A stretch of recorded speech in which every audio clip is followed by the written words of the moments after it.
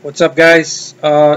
Today, I just wanted to talk a little bit about what type of games do I like, me personally, and what do I really think makes a great game. So, real quick, I'm just going to go through the type of games I've traditionally enjoyed and what I don't like.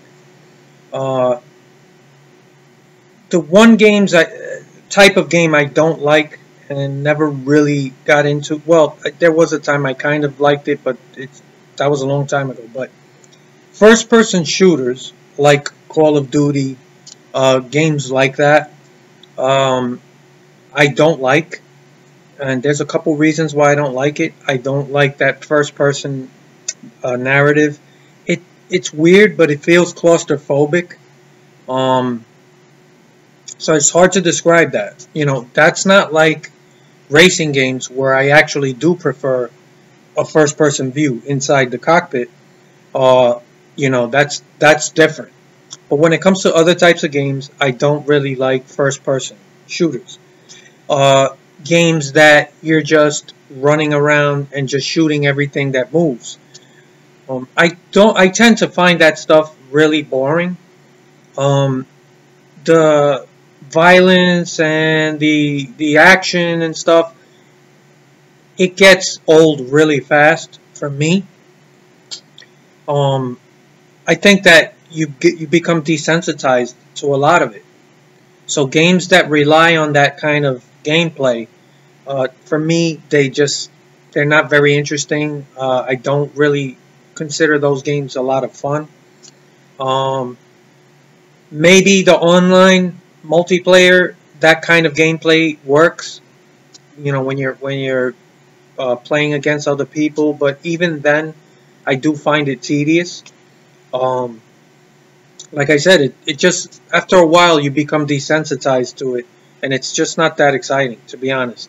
Um, I like games that kind of challenge you to slow down and think, where you have to be methodical and tactical about the things you want. Like if you have a goal to get from point A to point B, and there's something you're supposed to do, but you know you kind of have to take your time with it. Stealthy games. I love stealth in any game because of that. Games that not really force you, but kind of allow you to slow down and take everything in. Um, I tend to enjoy those type of games a lot more. I think that makes your brain work differently instead of just having hand-eye type coordination reaction to what's going on the screen, which is what I would consider most first-person shooter type games to be. You're just shooting anything that moves and running around.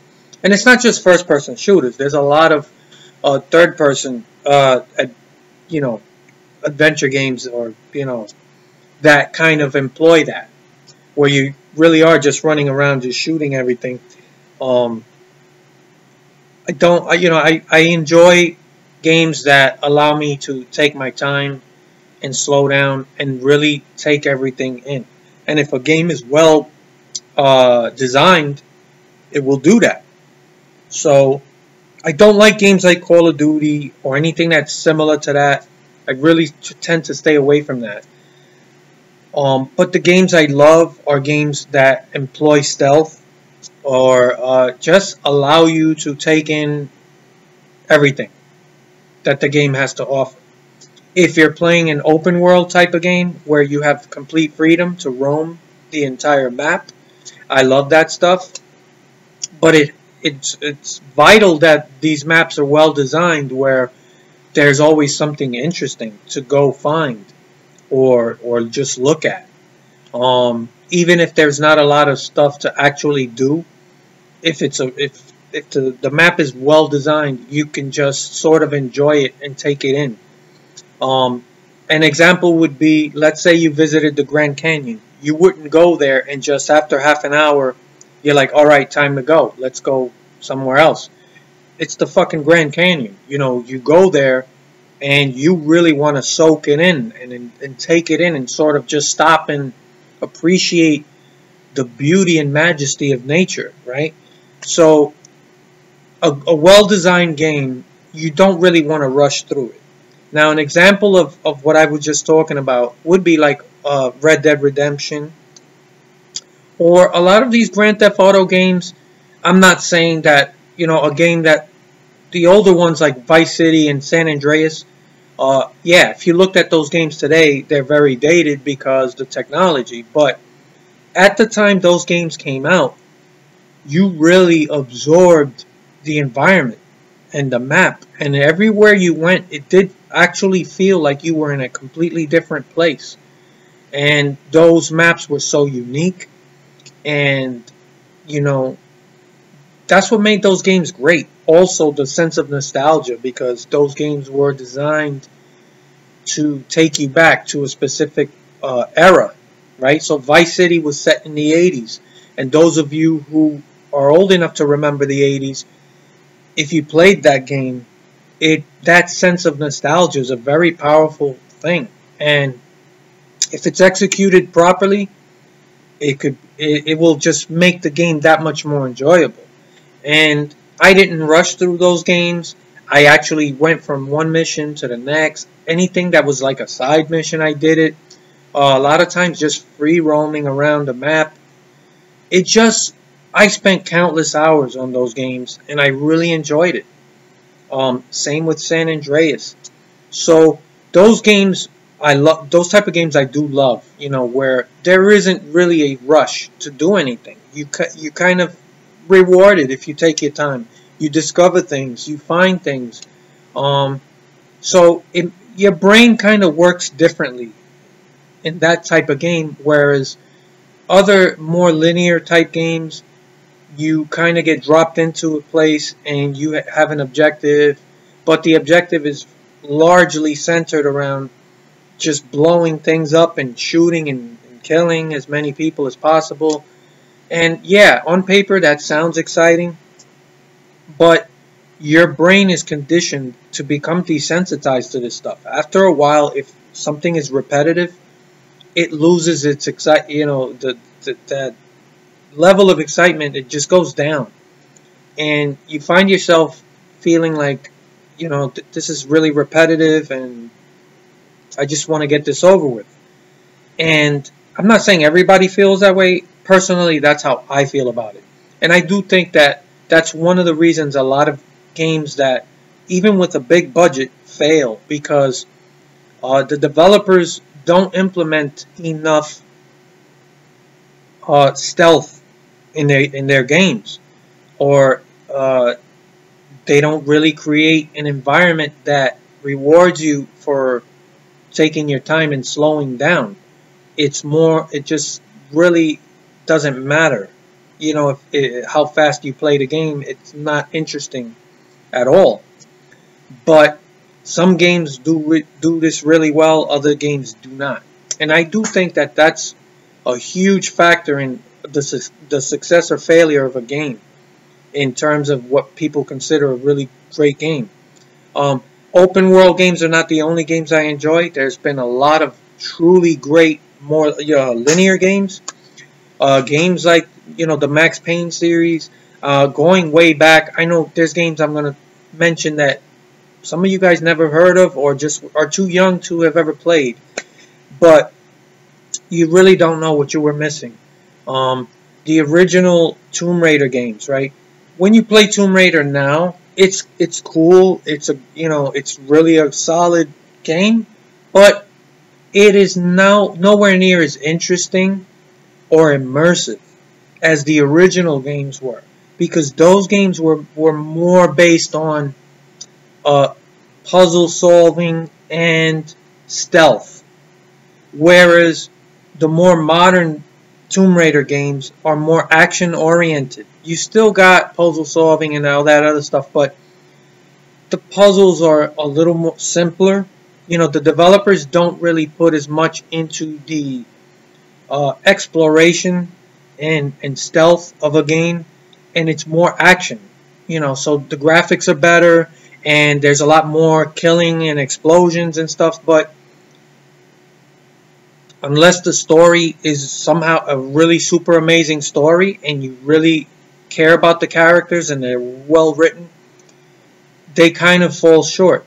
And the games from way back, the original first couple of Tomb Raiders, I I remember playing those games until like my PlayStation burnt out. Um, those games felt like they took forever to finish, and every level was completely different. And even though those games were linear, they felt really expansive, like wide and open, but they weren't. They were pretty linear. But you wanted to explore every corner. If you saw a small little cave on top of a rock you had to climb, you wanted to go, explore it, because there might be something there. You don't know what's there, and sometimes you'd find cool stuff. Um, and the games really made you think, about the puzzle solving. They were pretty complex puzzles, and I enjoyed those games immensely. And the games, they had more of a creepy, solitary atmosphere where you just felt like you were alone in this world, and you really felt immersed. And in order, that's quite an achievement. When you look back at those games and see how lackluster the graphics and the sound and all that stuff was, it's really archaic. If you played those games today, it's just they look horrible compared to now. But when you look beyond that, the actual gameplay is amazing, and that's what made the early Tomb Raider games so unique and great. And of course, that spawned other types of games within that genre in the future. So, you had Drake's Fortune, and then other adventure games where they were kind of similar to Tomb Raider, and they were pretty good, but you never got that real deep immersion and sense of that you were really somewhere, and you had to figure certain things out. These games today, they're just easier to finish, and the objectives are laid out for you.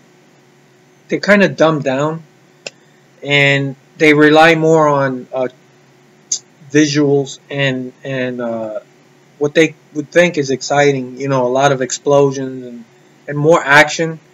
But like I said, in my estimation, the games have dropped off because they no longer really look to create stealthy and a stealthy gate-based atmosphere where you really do got to think, stop and slow down and look around and take things in. Siphon Filter is another series that goes all the way back to the PlayStation 1 and 2. And I loved that series.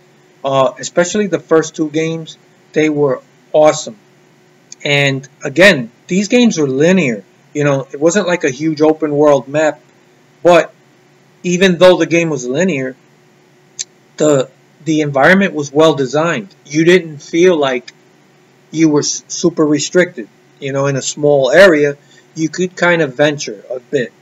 And I love that series because it was based on you were a government agent and you were trying to, stop some evil guy from detonating a nuke or something. I don't fully remember. I mean, these games are a long time ago. They're really old. But it was awesome. You didn't just run through from point A to point B and just shooting everything. You kind of were like creeping around, hiding behind stuff, looking. You'd see enemies in the distance, and you'd watch them, and you'd try to see what they're doing, and you try to catch their habit, where they're walking, and then you could figure out, okay, I'm gonna go over here and hide behind that wall, and then when this guy pops back out, I'll pick him off with with a handgun with a silencer on it. And that was awesome because even when you killed people, you could do it in a stealthy way. My favorite thing about that game, those games, period, were you had you had a silencer on one of your guns, so you could shoot people and not, unless somebody was really close by, you could get away with it. Excuse me. The other thing was you had a taser, and this taser was fucking amazing. I highly recommend you guys just YouTube Siphon Filter Taser, and you'll see videos of people tasering the enemies. Now, you'll laugh at the graphics, but you got to remember this was a long time ago. But you could literally tase somebody. You could tase their body or their head, and literally the taser would like strike them in the neck. And if you held the taser, you could literally fry them, and they would just burst into flames, the enemy. And you'd hear them screaming as they go on fire. It was like, you have to see it. Do yourself a favor and just YouTube Siphon Filter, and you'll see gameplay videos, and you'll get to see how this game was. And I loved it because you were a government agent, and it was a lot of spy stuff involved, and I loved it. You had to literally employ stealth tactics. If you were spotted by an enemy, you had to start over. You couldn't be spotted, which I love, because in real life, if you're spotted by enemies, and there's a bunch of them, your chances of making it, out alive are slim to none. So in this game, you do not want to be spotted. Or in these games, I should say. You don't want people to know, you're there. So I love that. And I really took my time on every level, trying to get through, thinking, getting the pattern from the AI and stuff. And every level was so different from the last level. And it was awesome. I don't want to talk too much about that particular series, but these are the games I grew up on that made me fall in love with gaming. And unfortunately, there are not many games like that today that employ that level of stealth. Yes, there are still some. The Hitman series is another great series which does that well. And I remember the first couple of Hitman games I played, I loved. And that you had multiple ways of assassinating people, right? Which was the objective. You didn't want to be spotted. I remember, I don't know if it was the first Hitman or the second game. I remember you're in an alley, and you're kind of waiting to gain entry. There's a guy you got to kill, and he's inside of a restaurant. And you're in this alley, and you see a couple of the enemy walking outside. There's two guys by a limo, and they're part of the group of the guy. I don't remember. I think it was some politician or something. But the point is, you had to kill this guy. And so you're sitting there, and there's multiple ways you could handle this, if you're willing to really take your time and figure shit out. But one of the choices was, there was a guy that came out, and he worked in the kitchen, and he's dressed like I don't know if he was a chef, but he was just dressed all in white, and he's taking a leak in the alley. Literally, he goes to a corner, and he's relieving himself, and you're behind a dumpster.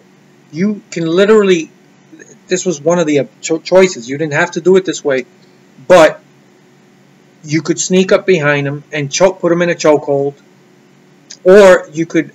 There was another way to incapacitate him, or you could kill him too. You could knock them out, but then as time went on, they would wake up, and if you didn't get to your objective in time, he would wake up, and people would be alerted. Which is awesome. I mean, when you think about the amount of calculating that the developers had to put in to make that work, that was fucking awesome.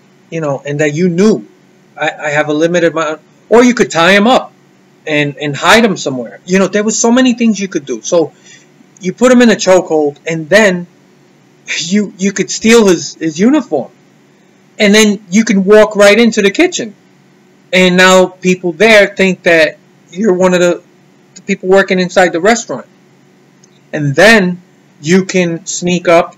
You could shoot the guy, but of course that would alert other people, and then you'd be involved in a firefight and stuff like that. Or you could poison the guy's food or his drink. So there was different ways that you could end up killing the guy, and it was awesome. And you could replay these levels and just do something different. So the replay value of those games were higher. So you choke the guy out, you could wear his uniform, and then you can drag his body. And I remember you could dump him down the sewer hole. You can open a manhole cover, dump him down into the sewer. And he's in his underwear because you took his clothes.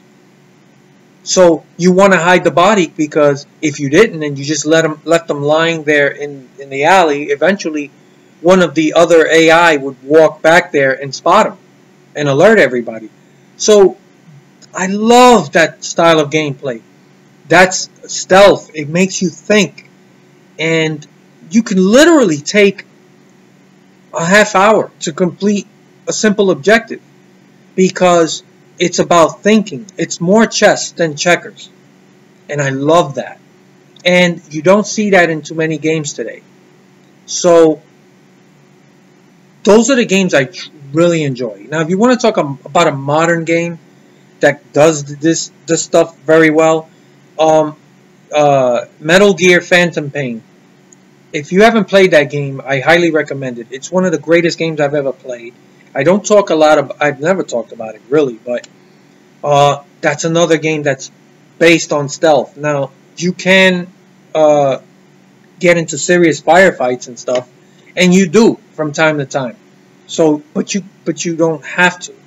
And the entire game is based on infiltrating different camps, and the game is heavily military type style game. So unlike Hitman or even Siphon Filter from back in the day, you're not in a civilian environment. This game is mostly you're in different regions of the world, and you're infiltrating bases and camps, and it's all military.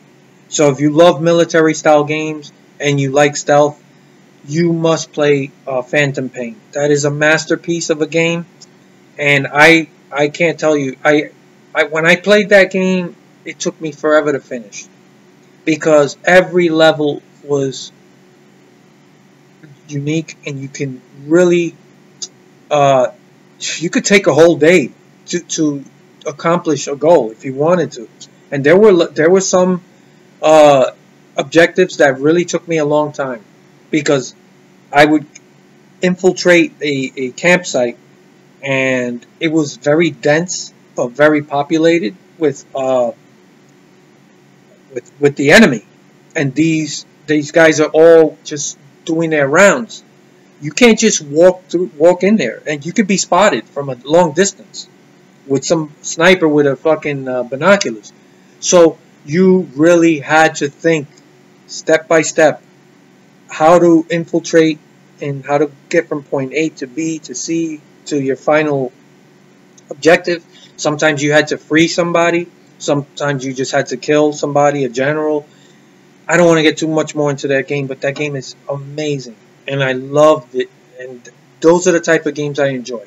And of course, when it comes to sports games, you guys know I love games with a deep immersive career mode, and that allow you a level of customization where you really feel like you are in this world, and you really have a real place in not just the sport, but everything that happens surrounding the sport.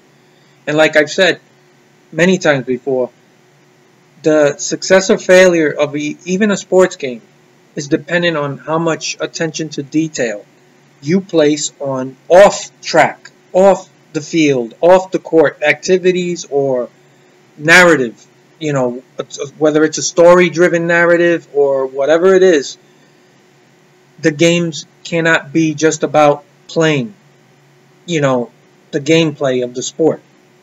So if it's a race game, you need to be more, there has to be more than just what happens when you're behind the wheel.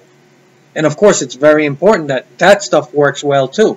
Or if you're playing basketball or football, that the actual gameplay has to be fun and immersive and realistic, right? So those are the must, do's, but also off the track, off the court, things have to happen. You need to be involved in those things. And that gives the game a deep sense of immersion in the career mode. So that's what I enjoy out of games. These are the type of games I've always enjoyed. And to me, the sign of a great game is when you find yourself slowing down. If you rush through a game, that's a sign. That's a bad sign that the game just isn't that interesting.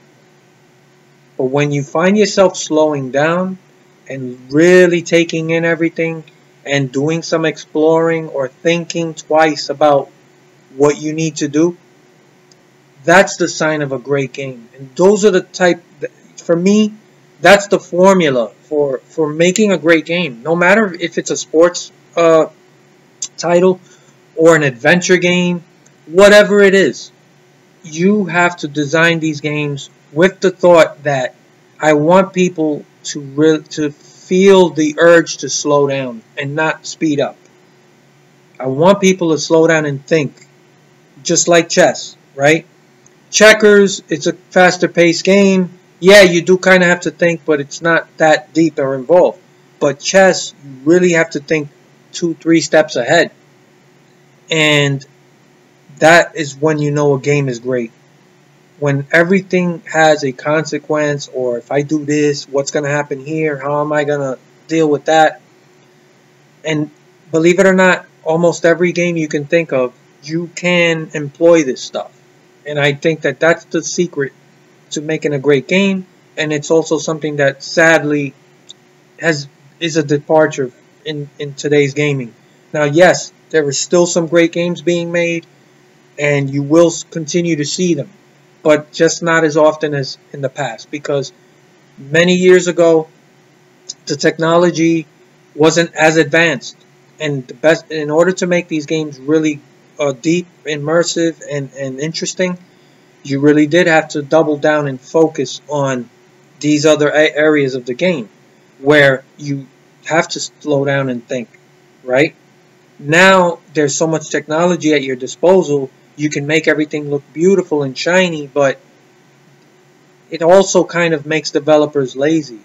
And you kind of now you're focused on making explosions and destruction and killing people, making that look more and more realistic and cool, but then you're forgetting the other aspects of gaming. And those things are important, but not as important in my estimation as games and the gameplay and the atmosphere that makes you slow down and think.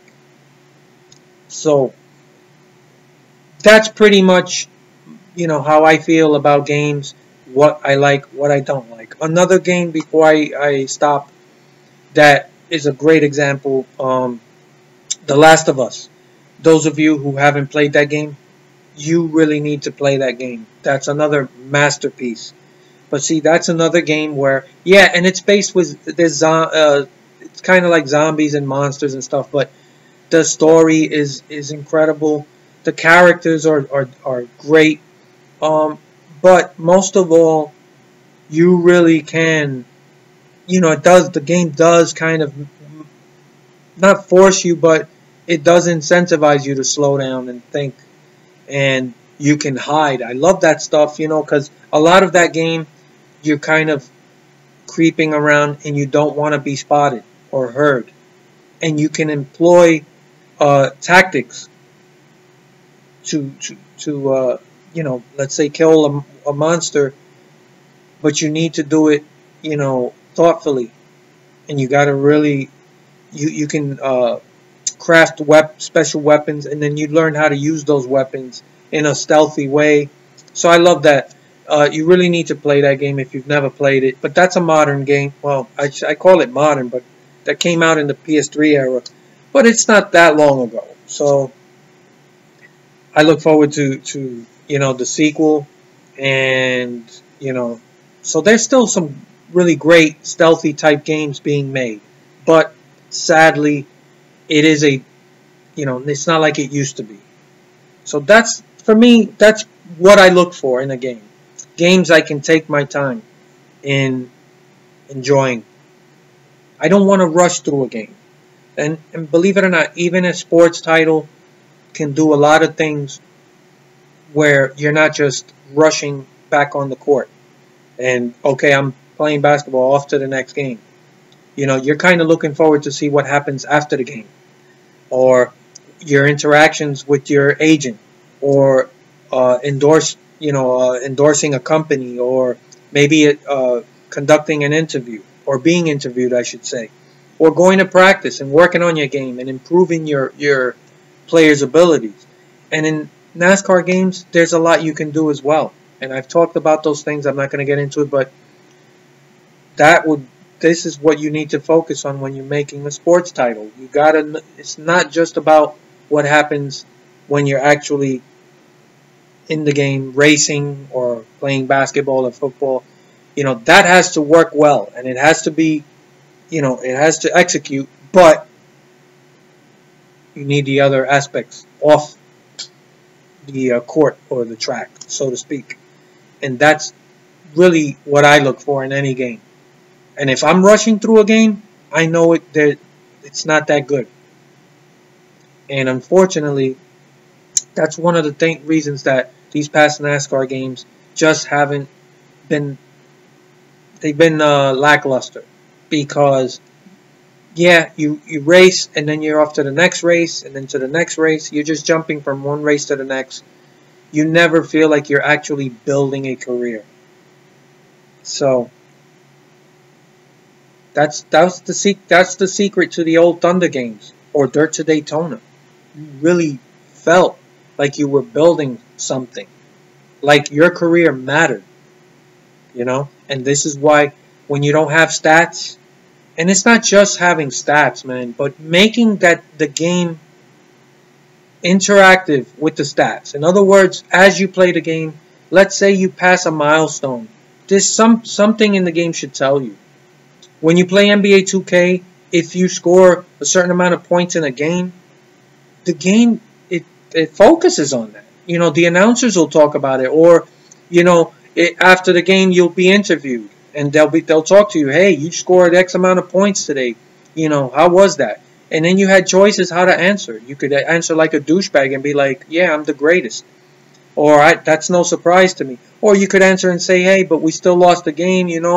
I'm a team guy. Even though I scored 60 points, I'm still upset. We should have won that game, and we got to work harder. And I just want to be a good teammate.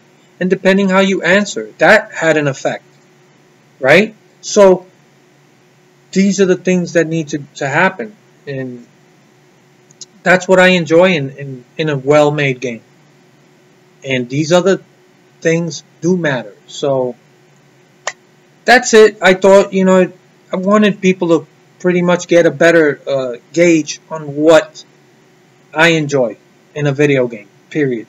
What types of games I enjoy and why I enjoy those particular types of games. So there it is. What kind of games do you guys like?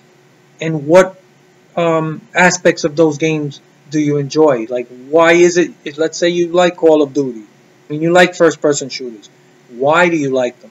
What aspect of that particular style of gameplay is it that interests you? Maybe you're one of these people who can't get enough of just running around and just shooting everything that moves, and maybe that is enjoyable to you. So I'm interested to know your thoughts. Unfortunately, we're still waiting for NASCAR news, and once we hear something, I'll talk about that too. But that's it. So You know, the race is about to start, and let's see how the race turns out. I look forward to your comments. Later, guys.